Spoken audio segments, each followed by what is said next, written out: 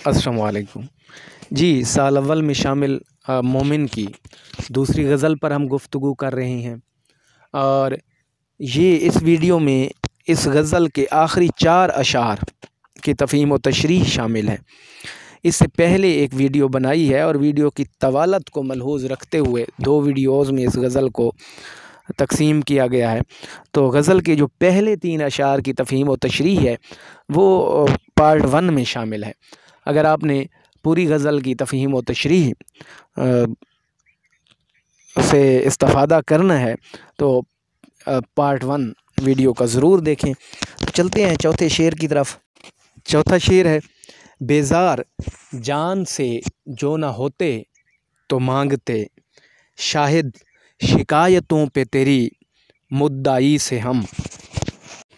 मुश्किल अल्फाज के मानी, बेज़ार तंग, जान से ज़िंदगी से, शाहिद गवाह को कहते हैं, शिकायत शिकवा, मुद्दाई दावा करने वाला।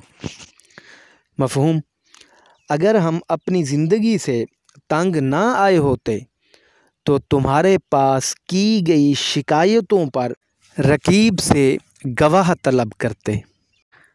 इस शेर में उर्दू शायरी के 3 अहम किरदार यानी 2 बराह रास्त तो 1 बिलवास्ता इस मुकालमे में शरीक हैं, यानी आशिक, महबूब और रकीब।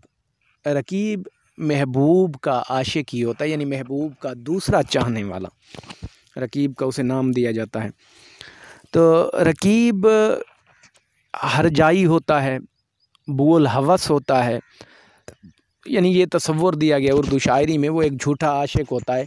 लेकिन ज़ाहिर सी बात है कि वो चर्ब ज़ुबान है, मकार है और महबूब को सब्ज़ बाग दिखाता है और वो महबूब से विसाल की कोशिशों में कामयाब भी ठहरता है और वो हर वक्त इस कोशिश में रहता है कि किसी तरह महबूब को आशिक से बदज़न करे ताकि महबूब आशिक के सादिक की तरफ जाने की बजाय उसकी तरफ मुल्तफ़ित हो जाए।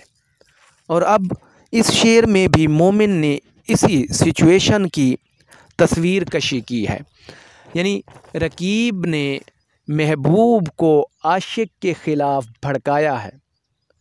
रकीब का ये कहना है कि आशिक ने महबूब के ख़िलाफ़ तरह तरह की बातें की हैं, यानी इसकी शिकवे और शिकायतें की हैं और यानी बहुत सी दूसरी गलत बयानियाँ रकीब महबूब के गोश गुजार करता है और महबूब बिला कुछ सोचे समझे वो भड़क उठता है और इस गुस्से की कैफियत में वो आशिक के यहाँ पहुँचता है और उससे हम कलाम होते हुए कहता है कि क्या तुमने ऐसा ऐसा कहा है रकीब को, यानी क्या का लफ्ज़ भी नहीं कि तुमने ऐसा कहा है, जैसे रकीब की चर्ब ज़ुबानी ने महबूब की आँखों पर पट्टी बांध दी हो।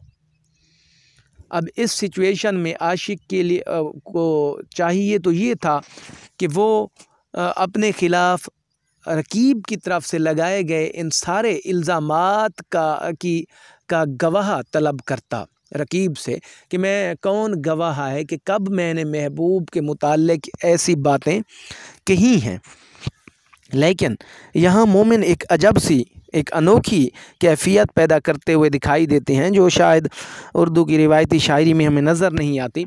वो बजाय गवाह तलब करने के, वो चूँकि महबूब के इन इल्ज़ाम तराशियों से, ज़माने की तान व तशनीह से, महबूब की जफ़ाख़ोई और बेवफ़ाई से वो इश्क़ की राह में आने वाले मज़ालिम बर्दाश्त कर कर के ज़िंदगी से तंग आ गया है। यानी आशिक अब इस दुनिया में रहना ही नहीं चाहता। दुनिया के इन मसाइब से, तकलीफ़ों से कहीं उसे मौत वो आसान रास्ता दिखाई देती है इन तकलीफ़ों से जान छुड़ाने का। जैसे मीर कहते हैं कि शश जहत अब तो तंग है हम पर, उससे होते ना हम 2 4 आकाश। تو یہاں مومن کے ساتھ بھی یہی سچویشن ہے۔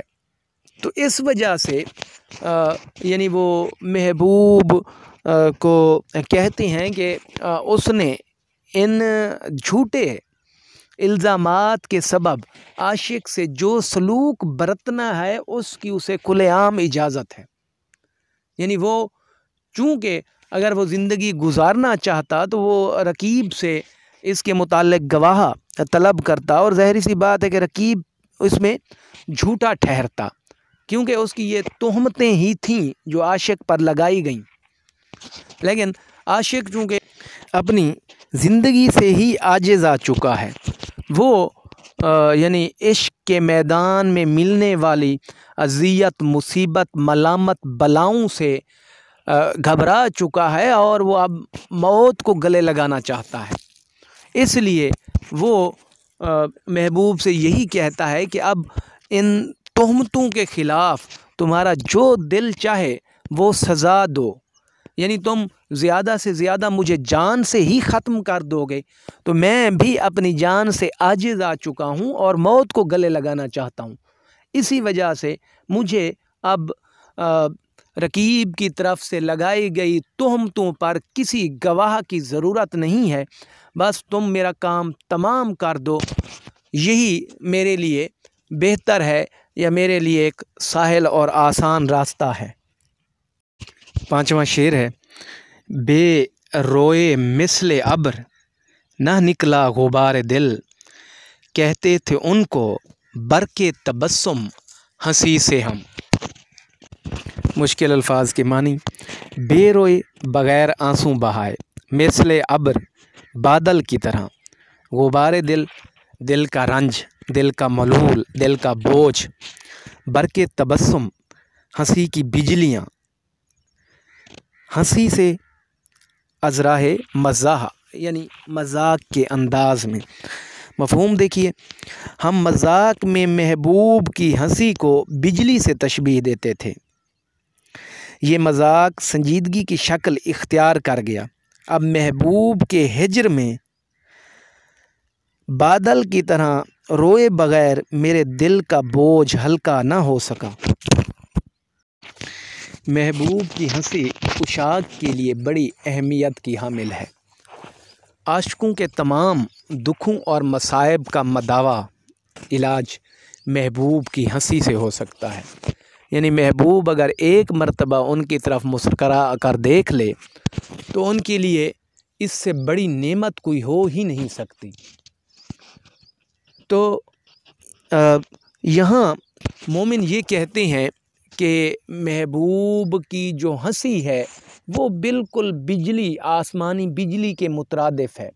ظاہری سی بات ہے کہ جب محبوب مسکراتا ہے تو اور اس کے چمکیلے اور سفید دانت سامنے آتے ہیں تو ایک وہی سما پیدا ہوتا ہے جس طرح آسمانی بجلی کا ہوتا ہے۔ اور دوسرا یہ کہ جس طرح آسمانی بجلی جب چمکتی ہے، کڑکتی ہے یا زمین پر گرتی ہے تو بعض اوقات انسان اس کی زد میں آ جاتے ہیں، لپیٹ میں آ جاتے ہیں اور جل کر بھسم ہو جاتے ہیں۔ بالکل اسی طرح جب محبوب مسکراتا ہے تو محبوب کی ہنسی کی زد میں آ کر جو عشاق ہیں ان کا دل جل اٹھتا ہے، بھسم ہو جاتا ہے، یعنی وہ اس کی محبوب کی ہنسی کی کسی صورت تاب نہیں لا سکتے۔ ایک شاعر محبوب کی ہنسی کو بجلی سے تشبیہ دیتے ہوئے کہتے ہیں: اس کے ہنسنے کی کیفیت توبہ، جیسے بجلی چمک چمک جائے۔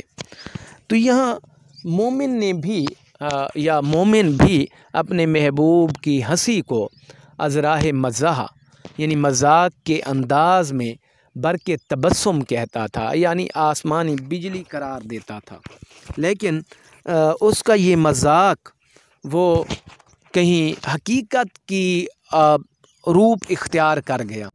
جس طرح بجلی چمکنے کے بعد بادل برستا ہے، یعنی بجلی کا چمکنا اور بادل کا برسنا وہ لازم اور ملزوم ہے۔ عاشق یا مومن کہتے ہیں کہ ہمارے ساتھ بھی بالکل ایسا ہی ہوا، یعنی یا تو ہم وہ مذاق میں محبوب کی ہنسی کو بجلی سے تشبیہ دیتے تھے، اور جب بجلی نے اپنا کردار ادا کر دیا، یعنی وہ چمک اٹھی، تو اس کے بعد بادل نے برسنا تھا۔ تو یہاں کہیں اپنی آنکھوں کو بادل قرار دیا ہے، یعنی پھر محبوب کے فراق میں، محبوب کے ہجر میں، یا محبوب کے ہم سے رخصت ہونے کے بعد ہم بادل کی مانند روئے، یا اپنے جذبات پر وہ ضبط نہ کر سکے، اور ہمارا مقدر پھر بادل کی طرح، یا ہماری آنکھوں کا مقدر پھر بادل کی طرح برسنا ٹھہرا، یعنی ہم پھر مسلسل رنج و غم سے ہمارا تعلق قائم ہو گیا محبوب کے جانے کے بعد، اور ہماری آنکھیں مسلسل برستی رہیں۔ اور یہ ہجر کا، فراق کا جو غم تھا، یہ اس قدر شدید تھا کہ دل کا یہ ملول روئے بغیر نکل ہی نہیں سکتا تھا۔ اسے تزکیہ نفس یا کتھارسس کہتے ہیں۔ آپ کے لیے ایک میں عمومی مثال آپ کے سامنے رکھتا ہوں کہ اگر کسی کا کوئی عزیز فوت ہو جائے اور وہ اس کی لاش پر بیٹھا رو نہ رہا ہو، تو کیا کہا جاتا ہے کہ اسے رونے پر مجبور کیا جائے، یا اسے رلایا جائے، کیونکہ اگر وہ نہیں روئے گا تو غم اندر ہی اندر اسے کھا جائے گا، یا یہی رنج و غم اس کی موت کا بھی سبب بن سکتا ہے۔ تو یہاں مومن بھی یہی کہتے ہیں کہ محبوب کے رخصت ہونے کے بعد پھر روئے بغیر ہمارے اندر کی تطہیر نہ ہو سکی، ہمارے جذبات کا تزکیہ نہ ہو سکا، پھر ہم یعنی بہت زیادہ روئے۔ رونے سے کام بس کے اے شب ہم نشیں رہا، آنکھوں پہ کھینچتا میں سرے آستین رہا، یعنی پوری راتیں پھر روتے ہوئے گزر جاتی تھیں۔ یا بادل جس طرح جب برستا ہے وہ خشکی اور تری میں فرق نہیں رکھتا، یعنی ہر طرف پانی ہی پانی دکھائی دیتا ہے۔ تو مومن کہتے ہیں کہ ہم بھی محبوب کے رخصت ہونے کے بعد اس طرح رونا ہمارا مقدر بن گیا۔ مصطفی کہتے ہیں کہ ابر کی طرح کر دیویں گے عالم کو نہال، ہم جدھر جائیں گے یہ دیدہ گریاں لے کر، یعنی بادل کی طرح، جس طرح بادل برسنے کے بعد ہر طرف جل تھل دکھائی دیتی ہے، اور ہم بھی جہاں اپنی برستی ہوئی آنکھیں جس طرف لے کر جائیں گے وہاں بادل کی طرح جل تھل کر دیں گے۔ اور مومن بھی یہی کہتے ہیں، یعنی محبوب کو ہم محبوب کی ہنسی کو مذاق کے انداز میں وہ آسمانی بجلی سے تشبیہ دیتے تھے، تو اب بجلی چمکنے کے بعد جس طرح بادل کا برسنا لازم ہوتا ہے، تو محبوب کی جدائی اور ہجر نے ہمیں ہماری آنکھوں کو بادل کی طرح برسنے پر مجبور کر دیا۔ کیا گل کھلے گا دیکھیے ہے فصل گل تو دور، اور سوئے دشت بھاگتے ہیں کچھ ابھی سے ہم۔ مشکل الفاظ کے معنی: گل کھلنا، انوکھی بات ہونا، محاورہ ہے گل کھلانا، عجیب بات ہونا۔ فصل گل، بہار کا موسم، سوئے دشت، صحرا کی جانب۔ مفہوم دیکھیے، ہم نے عالم جنون میں ابھی سے صحرا کا رخ کر لیا ہے، حالانکہ ابھی بہار کے موسم کی آمد کو دیر ہے۔ دیکھیے موسم بہار کی آمد پر ہمارا جنون کیا گل کھلاتا ہے۔ اردو اور فارسی کی روایتی شاعری میں بہار کا جو موسم ہے وہ عشاق کے لیے انتہائی آزمائش کا موسم ہوتا ہے۔ موسم بہار کے آتے ہی عشاق کا عشق جنون کی کیفیت اختیار کر لیتا ہے، اور یہ اس وجہ سے کہ بہار کے موسم میں ہر چیز اپنے جوبن پر ہوتی ہے، تو عشق بھی کہیں وہی کیفیت اختیار کرتا ہے۔ اور اس جنون کی کیفیت میں جو عشاق ہیں وہ آبادیوں میں، شہروں میں ان کا دم گھٹنے لگتا ہے، وہ وسعت کے خواہاں ہوتے ہیں، اور اس وسعت کے لیے پہل وہ اپنا گریبان چاک کرتے ہیں، اور پھر صحراؤں کی طرف، جنگلوں کی طرف نکل کھڑے ہوتے ہیں۔ کچھ मौज हवा पेचां ऐ मीर नज़र आई, शायद के बहार आई जंजीर नज़र आई। फिर यानी कि ये वहशत और जुनून इस कदर ज़्यादा होता है, बाज़ औक़ात ये ज़ंजीरें भी वो उस शाख को अपनी वहशत से, जुनून से या सहरा नवर्दी से रोक नहीं सकती। एक शायर कहते हैं कि जनू में अब के काम आई न कुछ तदबीर भी, आखिर गई कल टूट मेरे पाँव की जंजीर भी, आखिर। वो दोबारा सहराओं का रुख करता है और उसके चाहने वाले अहबाब फिर उसे वापस पकड़ कर लाते हैं, और ये सिलसिला ताउम्र या जो है ना फसल गुल में, मौसम बहार में यूं ही जारी रहता है उस शाख और उसके जो चाहने वाले हैं उनके दरमियान। अब मोमिन ने यहाँ ये इजाफ़ा किया है, वो कहते हैं कि अमूमी तौर पर जो बहार का मौसम है वो जनून का मौसम है, लेकिन मेरे साथ ये कैफ़ियत है कि अभी बहार की आमद को भी बड़ी देर है, लेकिन मेरा इश्क अभी से जनून की कैफ़ियत इख्तियार कर गया है, मुझ पर अभी से वहशत तारी हो गई है। देखिए अब बहार की आमद के साथ क्या गुल खिलता है, यानी अब जब इश्क जुनून की कैफ़ियत पर है तो फिर बहार आने के साथ इसमें और ही शिद्दत आ जाएगी।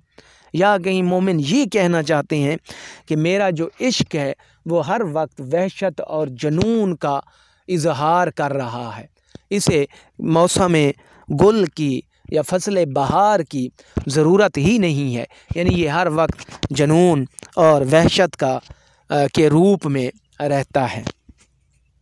गज़ल का मक्ता है, ले नाम आरज़ू का तो दिल को निकाल लें, मोमिन न हूँ जो रब्त रखें बिदअती से हम। आरज़ू, ख्वाहिश, तमन्ना, मोमिन ईमान वाला, रब्त ताल्लुक़, बिदअती दीन में कोई नई बात लाने वाला। मफ़हूम देखिए, आए दिल अगर तूने आरज़ू का नाम लिया तो तुझे सीने से निकाल बहर करेंगे, क्योंकि कोई मोमिन बिदअती से ताल्लुक़ नहीं रख सकता। इस मक्ते को दो पहलुओं से समझा जा सकता है। इसमें दरअसल मोमिन का कमाल ये है कि उन्होंने अपने तखल्लुस को, यानी मोमिन को तखल्लुस के तौर पर भी इस्तेमाल किया है, और मोमिन का मानी ईमान वाला भी होता है, यानी इसका एक मानी ईमान वाला भी लिया जा सकता है। तो पहला तो ये है कि मोमिन ये कहना चाहते हैं कि जो अल्लाह पर ईमान रखता है, जो एक सच्चा और पक्का मुसलमान है, उसका बिदअती से या दीन में कोई नई बात फैलाने वाले से कोई ताल्लुक़ नहीं होता। इसलिए आरज़ू को जो यानी उनके दोस्त थे उन्हें बिदअती करार दिया है, क्योंकि उन्होंने मोमिन के जो मुर्शिद पीर व मुर्शिद थे शाह इस्माइल शहीद, उनके मुताल्लिक़ बातें की थी। मोमिन उनके मोतक़िद थे, लिहाजा शाह इस्माइल शहीद के मुताल्लिक़ वो कोई बात सुनना गवारा नहीं कर सकते थे। इसलिए आरज़ू को यानी बिदअती करार दिया कि वो एक नई बात लाने वाले हैं, और मोमिन को ये रवा नहीं रखना चाहिए कि वो किसी बिदअती से ताल्लुक़ रखें। इसलिए अगर मेरे दिल ने अब फ़ज़ल हक़ खैराबादी आरज़ू का नाम लिया तो मैं दिल को ही सीने से निकाल डालूँगा, निकाल बहर करूँगा, क्योंकि एक मोमिन का ये वतीरा नहीं है कि वो बिदअती से ताल्लुक़ रखें।